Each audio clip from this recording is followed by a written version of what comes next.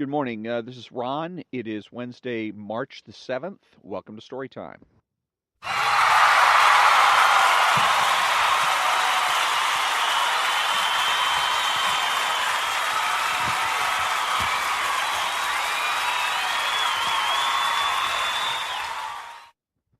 So, this is the part four, the last part of chapter 7 of, it's called Faith and Force, and it's of Philosophy Who Needs It by Ayn Rand. Man's life is the standard of morality, but your own life is its purpose. If existence on earth is your goal, you must choose your actions and values by the standard of that which is proper for man, for the purpose of preserving, fulfilling, and enjoying the irreplaceable value which is your life. This, ladies and gentlemen, is what objectivism offers you. And when you make your choice, I would like you to remember that the only alternative to it is communist slavery. The middle of the road is like an unstable radioactive element that can last only so long, and its time is running out. There's no more chance for a middle of the road.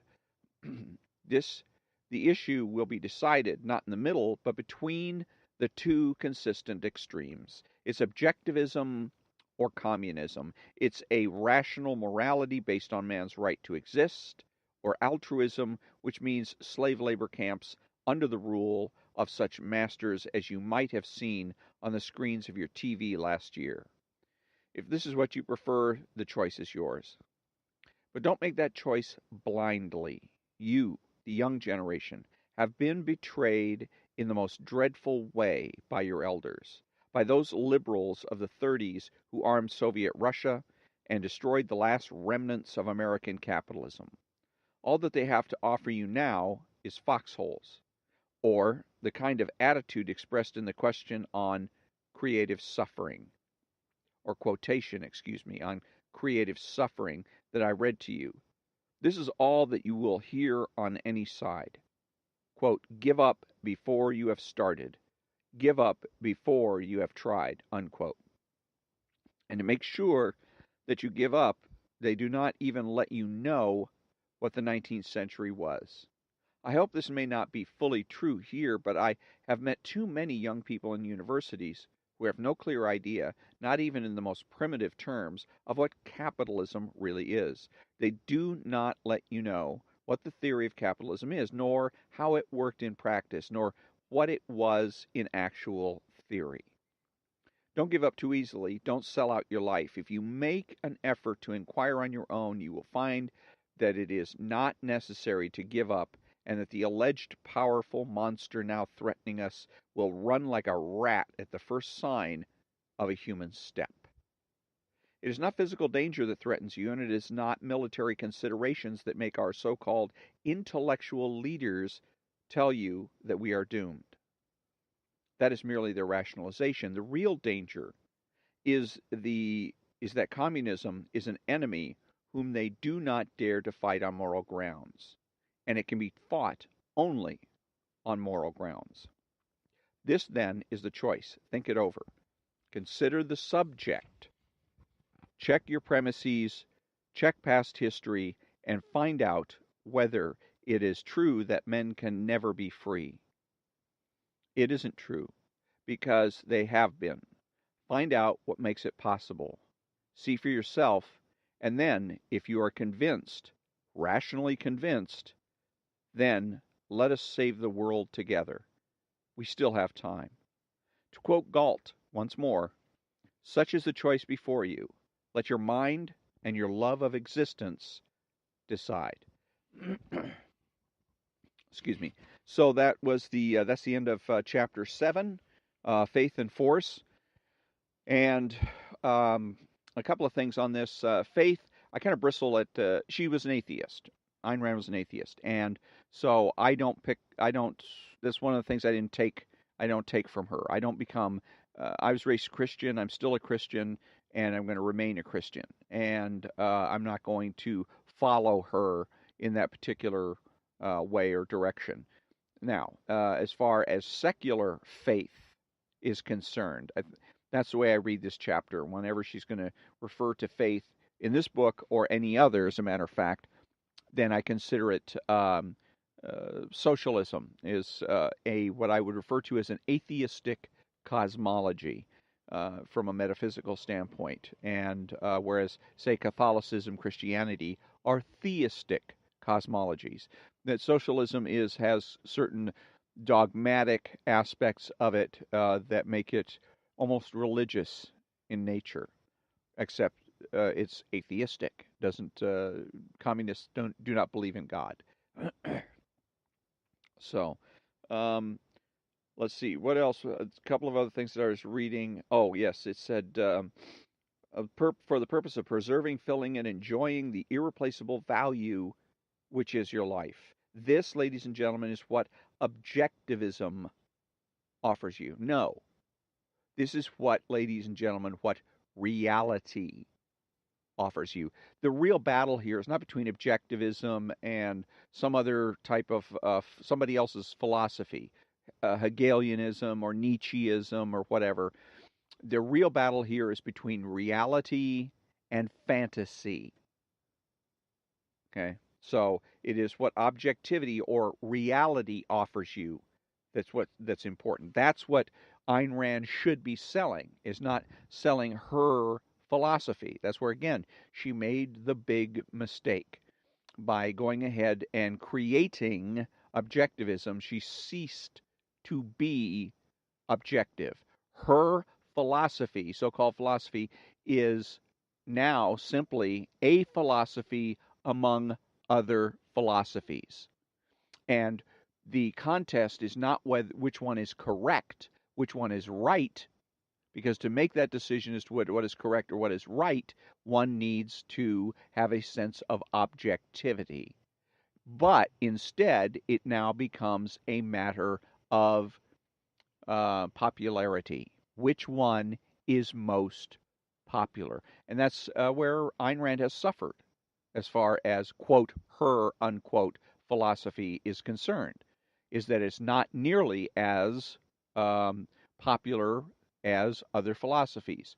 Hegel, Kant, um, and others. So if she could have been much more powerful, much more influential by simply championing reality. I have done that usually in Christmas time when in Facebook and other places, I will, for a Christmas greeting or New Year's greeting, I will say, I wish you reality, certainty, morality, and beauty. Because those are the things that are under assault. Those are the things, that's where the battle is. Because certainty, morality, and beauty are all based on the foundation of reality. No reality, and the rest of those items don't exist. So, and that's what socialism does, is tries to create a situation where everything becomes a matter of popularity. What's real becomes a matter, an issue for what's is up for a vote. Everything becomes up for a vote. And the problems for that, particularly when you're trying to figure out issues, ethical issues, morality issues. What should I do?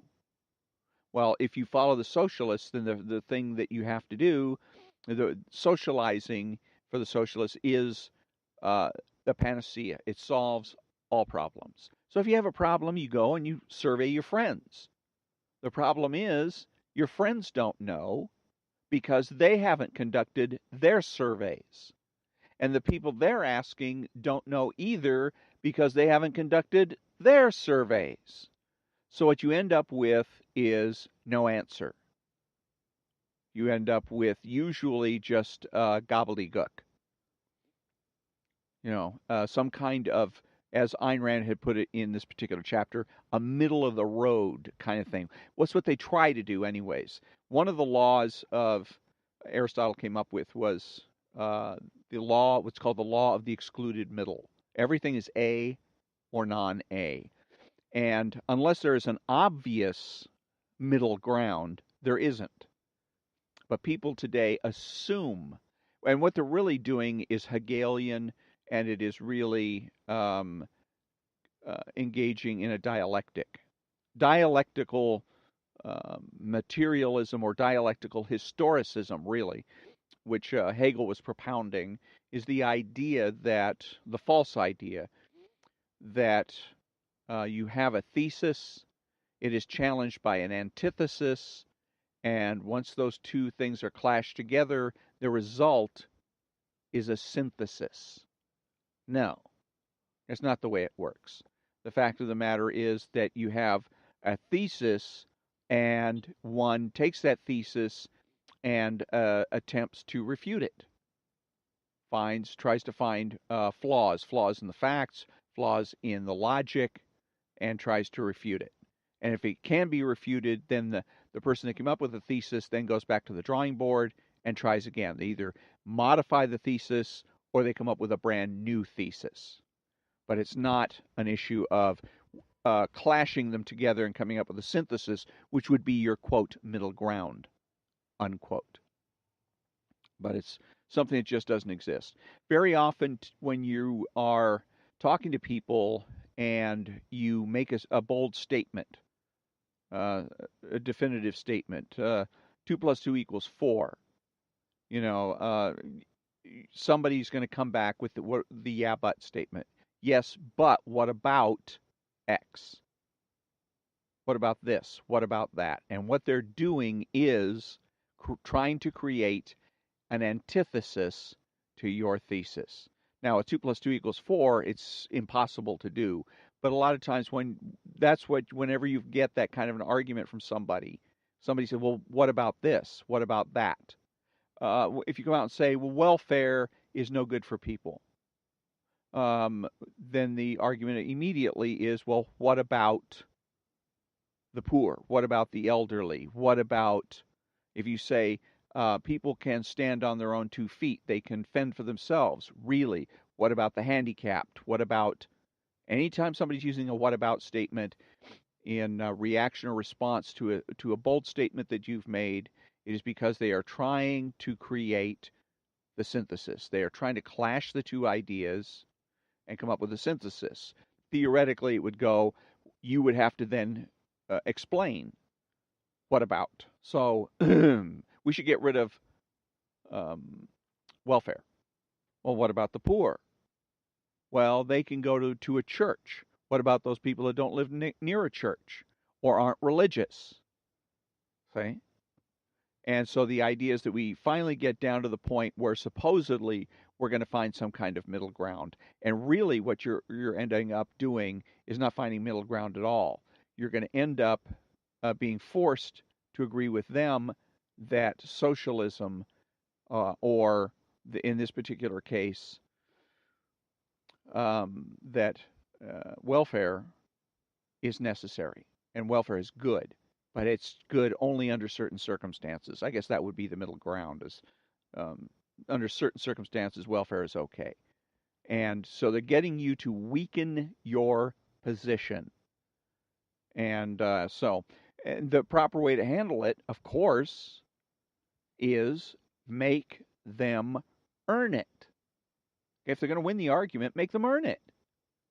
So if somebody comes and says, what about X? You say, I don't know. I hadn't thought about it. You tell me. What about X? We should do away with welfare. Well, what about the poor? I hadn't thought about it. You tell me. What about the poor? Okay? Make them defend their position. Make them defend welfare. Now, in a true conservative position, welfare is the status quo. Under certain circumstances, an individual is able to go to the county and get welfare payments. I've done it myself. I've gotten general relief, and I've been on food stamps. Also, I think the argument by many people on the right about particularly welfare queens and making it sound as though people are getting away with something is ridiculous. Absolutely asinine. When I was on welfare, when I was on general relief, It paid, I believe it was $235 a month. $235 a month. And I got food stamps, $90 a month. I miscalculated once the first month I was on it, and ended up 5 days short. No money. Actually, it was 3 days short of my next um, issue of food stamps. And this was back in the day when food stamps were actually in booklets, not ETB or EBT cards, but you actually had them in booklets. But I came up 3 days short. I had, and I went hungry for 3 days because I didn't have. And then what I would eat is I had to make sure I was rigorously disciplined, make sure I spend absolutely no more than $3 a day on food. Absolutely, you had to figure it out. And so what I'd end up doing is buying a loaf of bread and some dip, like ranch dip. I'd have half the loaf today, half the loaf tomorrow, and I'd dip it in the ranch dressing. And then tomorrow going out and buying another thing of ranch dressing because I didn't have a refrigerator. I was homeless at the time, so had to throw the ranch dressing out and buy another one the next day. But that was my diet while I was on food stamps. So again, the people on the right and elsewhere that make a big deal out of how much people make on food stamps like they're getting away with something are just absolute asses. There's no doubt about that. Now, if they want to make the argument about food stamps on a principled standpoint, that it is not the job of government to provide a safety net, that the individual needs to provide a safety net, they can make that argument. That's a better argument to make. And then you're going to, of course, hear from the people who are going to say, well, if the individual's not going to provide a safety net, or the government's not going to, who's going to do it? Well, then it would be the church. Well, what if they don't live next to a church? What if they're not religious? And you see, we go right back into a dialectic, not into a debate, but a dialectic, where they're trying to clash the ideas, come up with something, get you to concede socialism, in essence, get you to concede it, but just do so on a small scale. Because if they can get you to concede a little bit of it today, they can get you to concede more of it tomorrow. And that's the way, little by little by little, this society goes more and more left culturally, if not politically. But since the culture influences our politics, then it's simply a matter of time before we're going to be voting in the Stalins of tomorrow. So what else she had here? Don't make that choice blindly. And the other thing is, when you're choosing objectivity, there is no such thing as choosing objectivity anyhow. The question, one of the dialectics is regarding reality, and they want to say, well, how do you know? And the answer to that is always the same. The right answer is the same way you do, by the evidence of our senses. So anybody that's coming to you with an issue about reality, how do you know? How can you be sure about reality? Is a liar. Is simply a liar.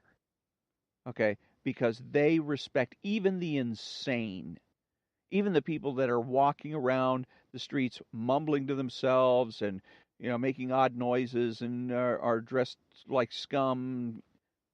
They respect reality too. They stop at the stoplights. They panhandle. They ask for money. Then when they go to get something to eat, none of them, by the way, look like they've missed a meal in a long time. So many of them are fat, overweight. So they obviously know how to get a hold of food, where to go to get it, and that is an acknowledgement of reality. Their lives, like my life, like your life, is on its face an acknowledgement of reality. So anybody that's questioning reality is lying to you. Don't fall for that trap. And that's exactly what it is. Well, gee, reality, what a concept. How do you know? How do you know what's real? How can we trust our senses? The way we always trust them. Always revert to the status quo. That's the place to start the argument. We don't start the argument by presuming change. We look at the status quo, we ask ourselves, what are we doing now? If there's a problem that we're facing, and let's say prison overcrowding, how are we dealing with it now? That's the first question to ask yourself. Okay, and evaluate that. If we're not dealing with it, we're ignoring it, or we're dealing with it in a way that is ineffective, then and only then do we have a case for change. But always look at how are things being done now? How are we dealing with problems now? How are you, as in your personal life, dealing with problems now? And you make the presumption for that change, you ask yourself, what's wrong with it? What's wrong with the way I'm doing things now? And if you can't answer that question, there's no reason to change. So it goes for the individual, so it goes for society, for our civilization. Okay, so let's see what we got here. And then capitalism. She wants to talk about capitalism, and the essence of capitalism is laissez-faire. There's no such laissez-faire. Capitalism is a redundancy, and any other type of capitalism is a contradiction. Okay, capitalism is laissez-faire, and it is based on the gold standard. Either we have the best way to do it, I would think, is specie. You would have gold. Maybe you might have actually a bimetallic standard where you would have gold and silver and use both gold and silver for your money. You pay for everything with gold coins or gold bars or whatever. Then you have a truly capitalistic society. You have a society in which the individual is king. The individual gets to make the decisions about his or her life and make them stick. And they get to do so because the government cannot inflate the money supply. The government is no longer in charge of money, it's no longer in charge of the economy. So it becomes a true market system all the way through. You would have a tendency in a gold economy towards deflation, meaning your money would have a tendency to increase in value. Okay, specie, gold and silver. So your money would have a tendency to increase in value. Your buying strength would be better. What that means is, in terms of it changes what you're going to buy. Right now, with paper, the emphasis is buy cheap, because on a paper economy, the big threat is inflation. So that means buy now because next year it's going to be more expensive. So it's buy. Get it today. So you get it cheap services, cheap products. You get lots of plastic. I went out and I bought a set of headphones. $250 I spent for these bad boys. Plastic. I was stunned. I opened it up, I looked at it and said, you got to be kidding. $250 for this? I mean, they're excellent in terms of the acoustics. Absolutely outstanding. But plastic? $250 for, shoot, couldn't be more than $5 worth of materials? With the gold standard, the opposite happens. The emphasis is if your money is increasing in value every day, every year, then you're going to save your money. You're going to hang on to it. It's going to be much more difficult for businesses to sell you products. Okay, and the emphasis is going to be not on getting cheap, it's going to be on quality, because you're not going to give up gold for plastic. They're going to have to come up with quality materials, wood, and other types of metals. Maybe a little bit of gold, a little bit of silver, might even be some stainless steel. But plastic won't even enter into the equation. They will be quality products that you hang on to for a long time. And when if and when they break down, you will actually bother to go get them repaired. okay, because you spent good money on them. But again, the emphasis is going to be on saving. So that solves the problem that a lot of economists are talking about when they say, well, nobody's saving. Nobody's saving their money. Well, you want people to save their money, move to the gold standard. If you want to have a more peaceful world, you want to have a world in which there are fewer wars, move to the gold standard. Because the way that the governments finance a war is through inflating the money supply, printing more money. You can't just go out and print more gold coins or silver coins. So the government then is kept in check monetarily from going out, and not only our government, but because if we switch to a gold standard, it's going to have to be done worldwide. The whole planet is going to have to switch over to a gold standard. That means everybody is going to have a tendency to want to to avoid war because it's just too expensive. It's too difficult. Then the only way a lot of ways they did it before when you had a gold standard economy was they had to go. You have to go to your citizens, in the case of a democracy, and get them to vote to give the government extra powers to print more money to inflate the money supply so that they can go ahead and go to war.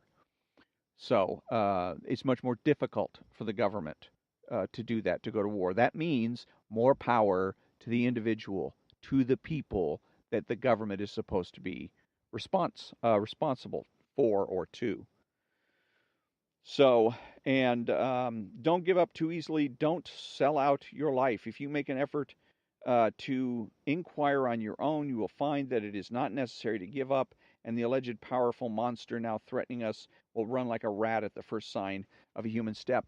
And it's not even, it's giving up because it's pressure, psychological pressure that's applied by the left. They don't deal in reality. Okay? Intellectual are things dealing with reality. Psychology is imaginary, is dealing with the imagination. It can still, and power is also imaginary. Think about it. But it's still, they can still apply pressure. Pressure to get you to either go along with the program or be so frustrated that you don't bother to argue. You don't bother to stand up and resist what's going on. So, and that's really what the essence is. Learn and understand when you're facing those little traps, and you're going to get them. It's not about Donald Trump. It's not about Washington, D.C. or Sacramento or any other capital or the politics of it. You're never going to meet those people. You know, you're lucky if you end up meeting your own representative or getting to talk to or get a response from in a letter or email from your representative. The real battle is going to be fought at street level. It's going to be between you and your spouse. It's going to be between you and your sons or daughters, parents, cousins, between you and your friends, your coworkers, the people you meet each and every day. And these battles will take place in the workplace, in the home, at the soccer field, while standing in line at Vons.